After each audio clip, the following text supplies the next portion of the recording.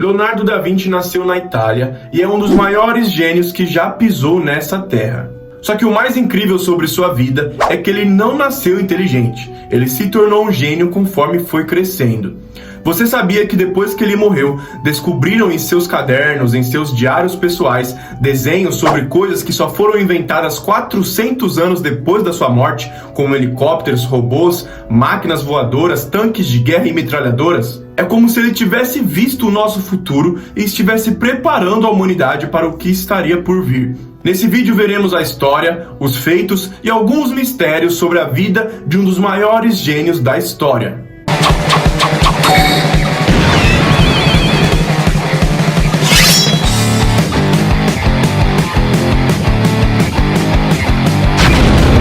Fala galera, beleza? Sejam todos muito bem-vindos a mais um vídeo.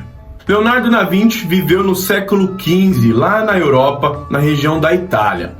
Contemporâneo a Nicolau Maquiavel, Martinho Lutero e Colombo, na época das grandes navegações e a era dos descobrimentos, uma época em que a Europa, o centro da humanidade, estava passando por uma mudança na forma de pensar, onde velhos costumes, onde a velha imposição da igreja sobre o povo estava sendo deixada de lado para o nascimento de uma nova filosofia, uma nova forma de se expressar, onde a arte teve muita atenção, e é por isso que Leonardo da Vinci, junto com Michelangelo e outros artistas, tiveram tanta importância nesse momento. Antes da gente ir pro vídeo, eu quero agradecer a cada um de vocês que vem aí assistindo os vídeos, que vem comentando, vem dando like, se inscrevendo no canal. Fico muito feliz mesmo de saber que tem gente que gosta de história tanto quanto eu assistindo, porque o que eu faço aqui, galera, é compartilhar o que eu já faço desde moleque, desde criança, que eu fazia por hobby, estudar história. E aí aqui eu só tô fazendo um vídeo, construindo um vídeo, dá um trabalhão, mas eu faço com muito gosto. E bom saber que vocês estão gostando. E eu gosto tanto, eu amo tanto fazer isso, galera, estudar história e fazer esses vídeos, montar isso aqui tudo pra vocês, que eu quero viver disso.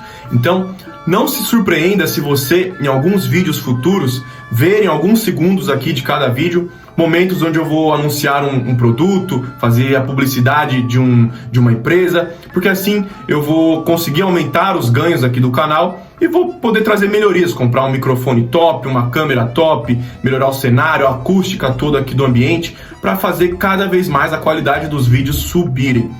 E também conseguir aumentar a quantidade de vídeos por semana sem deixar a qualidade deles cair, beleza? Mas isso vai acontecer aos poucos, eu sei. Só tô comunicando vocês que vocês são parte muito importante desse canal. Sem vocês isso aqui não existiria e eu teria parado já de fazer, beleza? Então é isso. Agora chega de conversa, se acomoda, fica confortável e bora saber mais sobre a história de Leonardo da Vinci. Bom, não vamos fazer então uma análise ano a ano da história de Da Vinci, que isso ficaria bem chato, galera. Então vamos dar uma passada pelos momentos mais importantes de sua vida, pela linha do tempo da vida dele e mostrando os maiores feitos e os maiores acontecimentos para o vídeo ficar gostoso de assistir e não ficar muito monótono. E antes da gente entender como foi a vida de alguém, a gente precisa entender como era o mundo que essa pessoa viveu. Desde o começo da Idade Média, quase 1000 anos antes de Da Vinci nascer, lá no ano 476, a Igreja Católica começou a assumir um papel na sociedade, onde ela, durante toda a Idade Média, manipulou os reis, manipulou o povo, criou guerras para se beneficiar e controlou a forma de pensar das pessoas. Então qualquer coisa, qualquer pessoa que tivesse um pensamento diferente do que a igreja achasse que era o certo, essa pessoa era do diabo e ela era condenada à morte. Então mulheres que não aceitavam a imposição dos homens, filósofos, curandeiros com ervas, pensadores, químicos, qualquer tipo de pessoa que saía um pouco daquilo que a igreja queria que o povo acreditasse, iria ser morto, iria ser perseguido. Só que o momento em que Leonardo nasceu, em 1452, no século XV, é um momento onde os reis deixaram um pouco de lado as crenças bitoladas da igreja para entender e acreditar e conhecer novas formas de pensar. Então, pensadores, pessoas inteligentes, estudos científicos, estudos culturais começaram a ter muita importância nessa época. É por isso que esse período foi chamado pelos historiadores como renascença, o renascimento da filosofia, o renascimento de novas formas de pensar, o renascimento da arte, da cultura. Da Vinci nasceu em 1452 na República de Florença, região que hoje faz parte da Itália. Fruto de uma relação onde a mãe dele era uma pessoa de origem humilde, uma camponesa, que se relacionou com um homem que era casado. Ela engravidou e o pai de Da Vinci, que já era casado, arrumou um marido para a mãe do filho dele. Da Vinci passou os primeiros anos de sua vida vivendo nessa casa da mãe dele com o seu padrasto, só que anos à frente, lá pelos 6, 7, 8 anos, não se sabe ao certo, ele se mudou e foi morar com o pai dele, onde ele era o único filho, porém um filho bastardo, um filho fora do casamento. Quando ele tinha 16 anos, um camponês da região pediu para ele fazer uma pintura em uma superfície redonda, é o que dizem. O Da Vinci fez um dragão cuspindo fogo e o pai dele, quando viu aquilo, ficou tão impressionado que decidiu vender para um comerciante de arte. E no futuro dizem que esse comerciante de arte vendeu essa pintura para o Duque de Milão. E assim o pai de Leonardo já percebeu o talento e que o filho poderia ser um artista realmente. Aos seus 24 anos, Leonardo já era conhecido como um pintor e como um artista. Ele já tinha trabalhado no ateliê como aprendiz de um dos maiores artistas da região, Andrea del Verrocchio, que esse cara era aprendiz de Donatello, um grande artista também da Itália. Ele já era conhecido como um artista, já tinha o seu nome, já tinha o seu próprio ateliê. Pessoas da corte e da realeza de Florença já faziam encomendas diretamente a Leonardo. Só que nesse momento, enquanto ele ganhava muito destaque, ele foi acusado de ter relações homossexuais com um jovem que trabalhava no ateliê dele. Ele foi preso durante alguns dias porque homossexualidade na época era um crime. Depois desse acontecimento, que foi em 1476, acontece um dos fatos mais curiosos sobre a vida de Leonardo da Vinci. É o fato de que ele sumiu. Durante 1476 a 1478, ninguém sabe onde Leonardo da Vinci esteve, o que ele estava fazendo ou com quem ele andou. Nem seu pai, nem sua família, nem amigos, ninguém. Só que o intrigante, galera, é que a vida dele toda é documentada. Historiadores descrevem tintim por tintim com riqueza de detalhes todos os anos de sua vida, o que ele estava fazendo, aonde ele estava, com quem ele estava, exceto esses 2 anos de 76 a 78. Só para vocês terem noção, historiadores não começaram a escrever sobre Da Vinci em 2020, em 1990. Historiadores do século XVI escreviam sobre ele. Pessoas, escritores contemporâneos de Da Vinci escreviam sobre ele e não tem em nenhum registro os anos de 76 a 78 na história de Leonardo. E é aí que entramos no maior mistério de sua vida. Contam que depois desse fato seu brilhantismo alcançou níveis inimagináveis para a época. E é depois desse fato que Leonardo criaria desenhos sobre coisas que naquela época era impossível de alguém se imaginar. Desenhos sobre helicópteros, roupas de mergulho, metralhadora, paraquedas, tanques de guerra, máquinas voadoras, coisas que foram inventadas realmente mesmo, na prática, cerca de 400 anos depois. Seus desenhos não eram feitos com medições, seguindo proporções ou cálculos. Apenas vinha a ele, espontaneamente, como se aquilo estivesse apenas sendo recebido por ele. Galera, estamos em 1452 e o cara desenhava helicóptero, tanques de guerra, metralhadora, coisas que só foram inventadas 400 anos depois da morte dele. Como ele fazia isso é que é a dúvida, sabe? Se ele via o futuro, se ele sonhava, se alguém falava para ele, se era Deus, se era um espírito, se era um extraterrestre, aí ninguém sabe. Aí vai da sua fé, do que você acredita e do tanto que você entende da humanidade e do universo. Não vamos entrar nesse assunto, mas saiba que qualquer tipo de religião, qualquer crença, qualquer forma de pensar é muito bem aceita nos comentários. Aqui é um lugar para todas as tribos, todo tipo de gente. Então comenta aí de onde você acha que vinha essa criatividade e essa genialidade toda de Leonardo.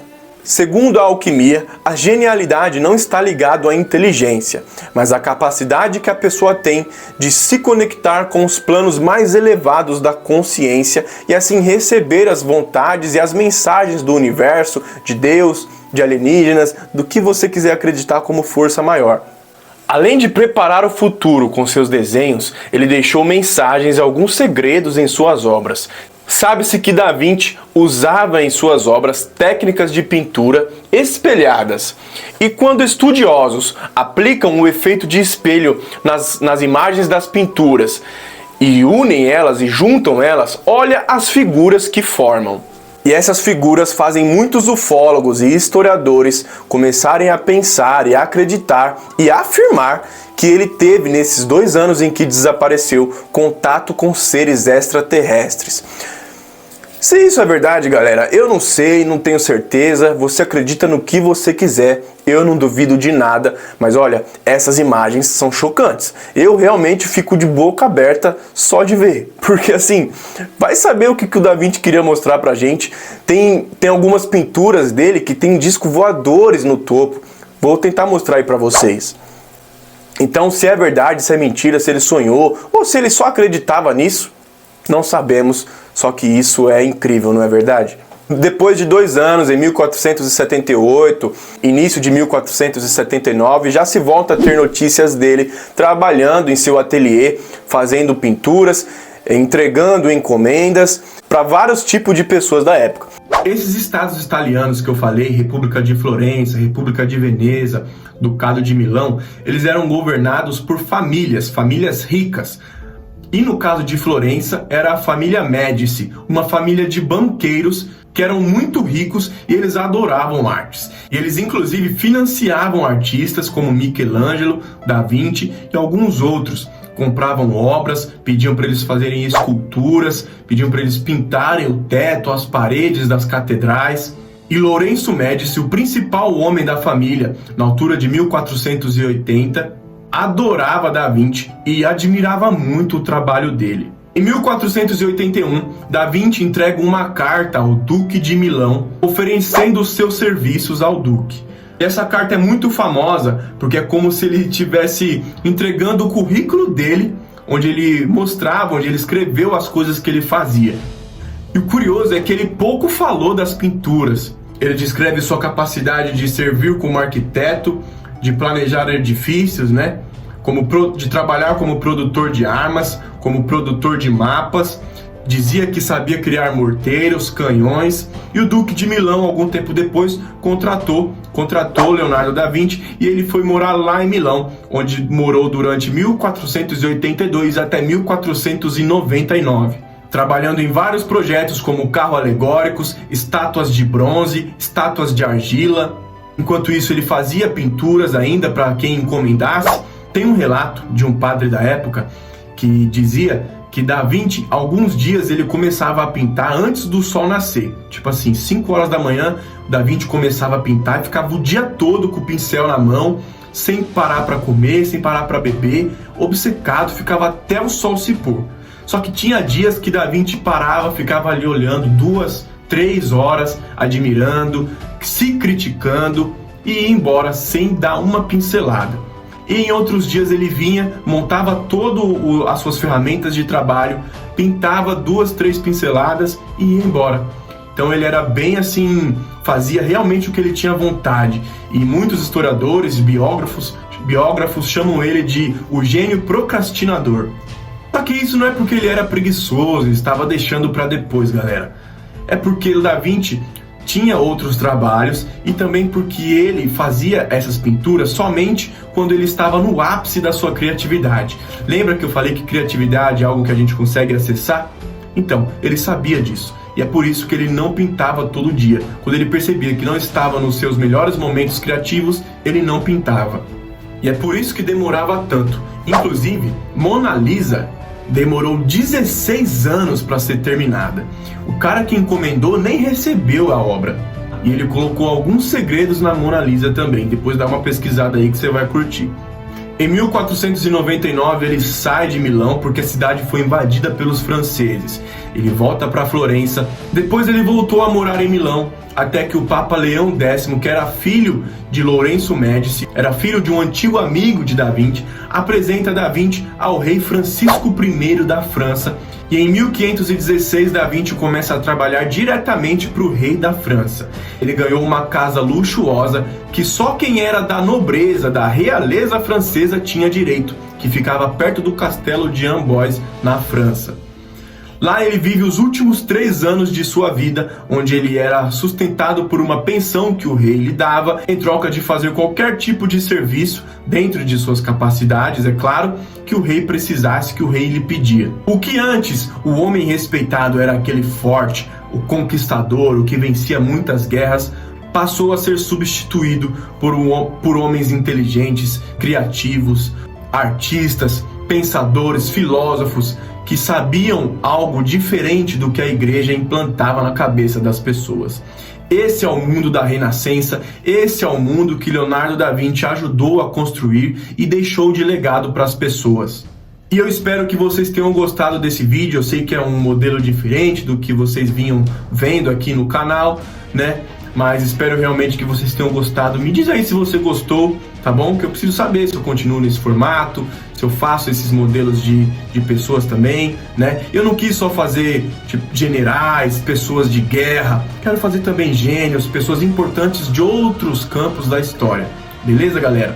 Me diz aí, da onde você acha que vem essa genialidade e essa criatividade de Da Vinci? Deixe o seu like, se inscreve no canal para não perder os próximos vídeos e o vídeo de hoje vai ficando por aqui.